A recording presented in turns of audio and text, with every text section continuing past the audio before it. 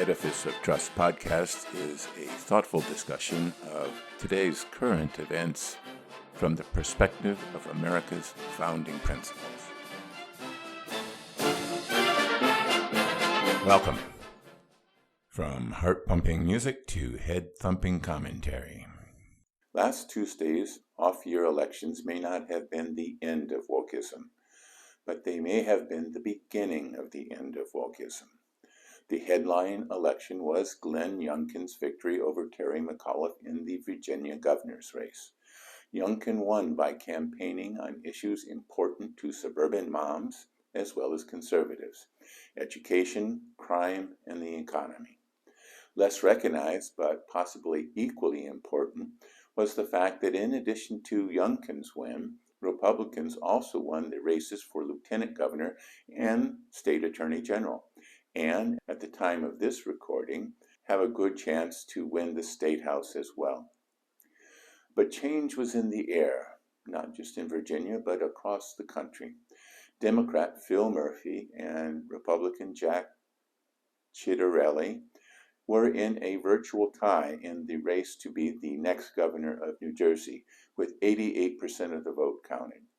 Murphy was eventually called as the winner with a margin of 19,000 votes out of 2.4 million cast, less than 0.8%.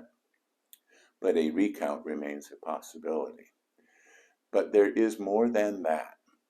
In New Jersey's 3rd legislative district, Ed Durr, a truck driver who has never held office and had a measly $10,000 campaign budget, is on the verge of defeating Democratic State Senate President Steve Sweeney. And in the Buffalo, New York mayor's race, far-left Democratic socialist India Walton, who had beaten incumbent Byron Brown in the primary, lost the election to Brown's write-in campaign despite being the only candidate on the ballot. Minneapolis voters defeated a proposal to change the city charter to eliminate the Minneapolis Police Department, which the city council had voted unanimously to eliminate, but lacked the power to do so. Moderate candidates are leading progressives by a wide margin in Seattle. Yes, Seattle.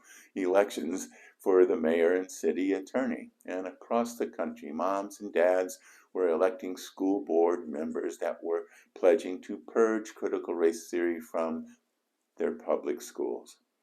Conservatives won control of the school board in Southlake, Texas by a landslide, promising to end diversity, equity, and inclusion training and blocking changes in curriculum. Conservatives also made gains in school boards from Douglas County, Colorado to Guilford, Connecticut. Curious about reaction to this sea change in attitudes, I tuned in to Morning Joe on MSNBC to get their take on events. A plethora of Democratic talking heads, including HUD Secretary Julian Castro, moaned about the result and lamented that the Democrats had not properly communicated their progressive agenda to the voters, which would have been powerfully supported at the polls if the voters had been sufficiently enlightened, or indoctrinated if you prefer. As host Joe Scarborough noted, quote, "You have to throw the straw where the goats can eat it." Mika nodded in agreement. The talking heads did not even consider the possibility that the setbacks to their Democratic agenda was due to a rejection of those policies by the voters. Instead, they felt that the lack of progress in getting the Invest in America Act and the Build Back Better plan bills passed and implemented had angered impatient voters. Although how voting for Republicans would somehow send a message to speed up passage of the bills escapes me. Their reaction was not to step back and think about reformulating those plans, but rather to hurry up and jam them through so that voters would be sufficiently appreciative come November 2022. They attributed Youngkin's victory to a racist attack on progressive school programs, such as those being proposed in Loudoun County, Virginia. They repeated McCullough's assertion that critical race theory, a college-level concept that was developed at Harvard Law School, is not being taught in Virginia schools, and that criticism of CRT by Republicans was a racist dog whistle. I must agree. CRT is not being taught to kids in Virginia public schools. It is being taught to teachers and administrators so that they can implement diversity, equity, and inclusion training programs based on CRT into Virginia public schools.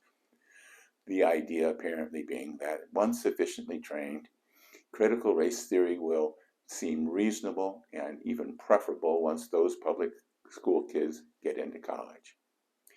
In the run-up to the 2020 elections, voters rejected Bernie Sanders, as well as Elizabeth Warren's socialist agenda in favor of a more centrist candidate, Joe Biden, to run against Donald Trump. Imagine voters' surprise when the Biden administration adopted wholeheartedly the Bernie Sanders progressive agenda, instead of working across the aisle and building consensus and bipartisanship. Joe Biden is staking claim to become the most progressive president since FDR.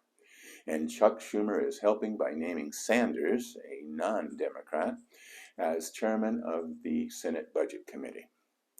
As I mentioned in my commentary of July 21st earlier this year, desperation, the progressive wing of the Democratic Party is getting very desperate. They see the chances of getting their progressive wish list approved fading.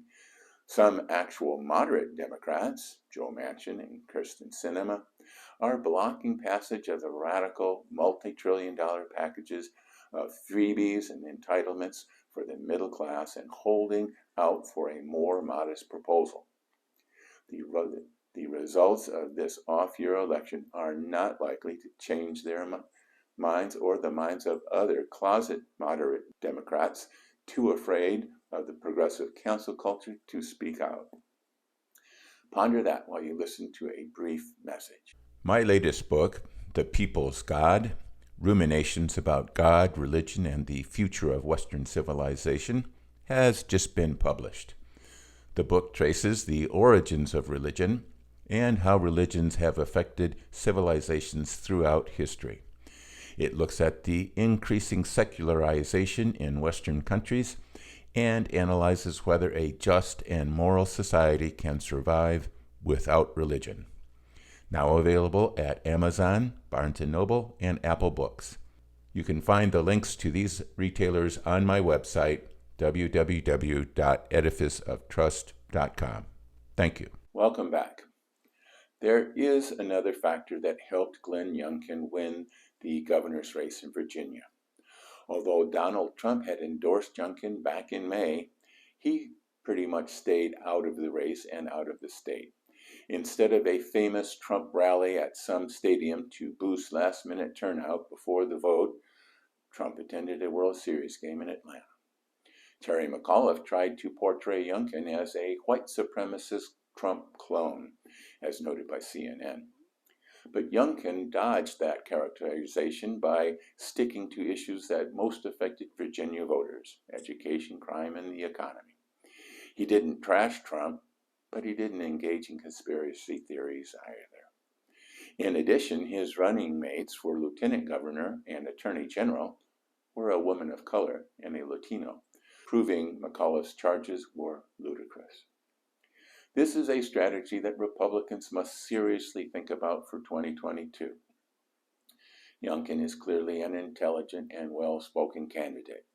You don't get to be co-CEO of a private equity firm of the stature of Carlyle Group by being a glad-handing dummy. But candidates for the House and Senate need to not only address the issues that concern Americans, they need to take the Trump clone arrow out of the Democrats' quiver. Take that away, and they have to run on Biden's disastrous record, their wacky far-left agenda, and political infighting within their own party. Without Trump, Democrats have little to motivate their base. The lack of enthusiasm was apparent throughout McAuliffe's campaign. Even trotting out Democratic luminaries like Barack Obama, Kamala Harris, and Stacey Abrams couldn't generate much enthusiasm. And if Donald Trump truly cares about the future success of the Republican Party and the prospects for American democracy, then he should be content to play elder statesman and kingmaker. Drop the election was stolen trope. Forget the hope of a comeback in 2024 and let rising stars hold the rallies and take the spotlight. I know it will be difficult for him to keep his narcissistic ego in control. But after the January 6th riot, his brand is toxic, and he, along with his family members, are unelectable. Besides, I think he is going to be pretty busy fending off criminal charges and civil complaints that are lining up against him across the country. If this off-year election has taught us anything, it is that the American people want politics to move back toward the center so that they can get on with their lives. That way we can move beyond wokeism, Trumpism, and a lot of other isms. Thank you.